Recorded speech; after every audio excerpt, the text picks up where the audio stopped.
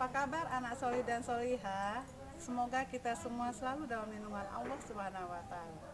Hari ini saya akan menyampaikan materi tentang laporan hasil pengamatan. Baiklah, kita mulai pembahasan tentang teks laporan hasil pengamatan. Apakah yang dimaksud dengan teks laporan hasil pengamatan?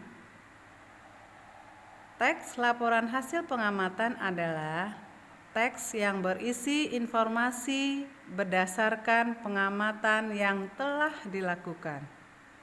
Misalnya, pengamatan tentang perkembangan hewan, pengamatan tentang perkembangan tumbuhan, atau keadaan di lingkungan sekitar. Secara umum, teks laporan hasil pengamatan berisi 1. Informasi umum, yaitu informasi yang disajikan secara menyeluruh. Yang kedua, kumpulan fakta-fakta, yaitu sesuatu yang nyata terjadi dalam pengamatan tersebut.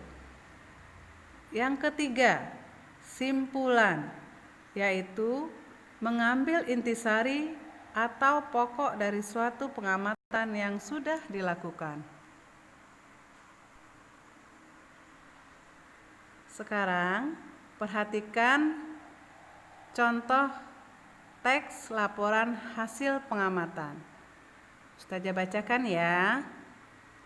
Pada suatu hari, Aisyah mendapat tugas membuat hasil laporan pengamatan tentang bagian-bagian tanaman singkong yang dapat dikonsumsi.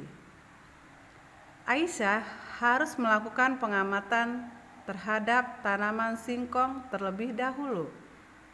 Setelah itu, barulah Aisyah dapat menulis laporan hasil pengamatan tentang bagian-bagian tanaman singkong. Aisyah pun meminta ayah untuk menemaninya ke kebun singkong di belakang rumahnya. Aisyah dan ayahnya mencabut satu tanaman singkong. Aisyah pun mengamati setiap bagian tanaman singkong. Kata ayah Aisyah, bagian tanaman singkong yang dapat dikonsumsi adalah umbi akar dan daunnya, sedangkan batangnya tidak dapat dimakan. Akan tetapi, batang singkong dapat ditanam kembali dan akan menjadi tanaman singkong yang baru. Setelah selesai mengamati bagian tanaman singkong, Aisyah dan ayahnya membersihkan singkong. Singkong tersebut direbus oleh ibu Aisyah.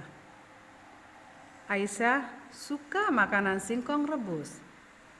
Ternyata tanaman singkong yang dimakan adalah bagian umbi akarnya. Aisyah pun menuliskannya dalam laporan hasil pengamatan yang ia buat. Demikian materi kita pada hari ini. Saya ucapkan terima kasih.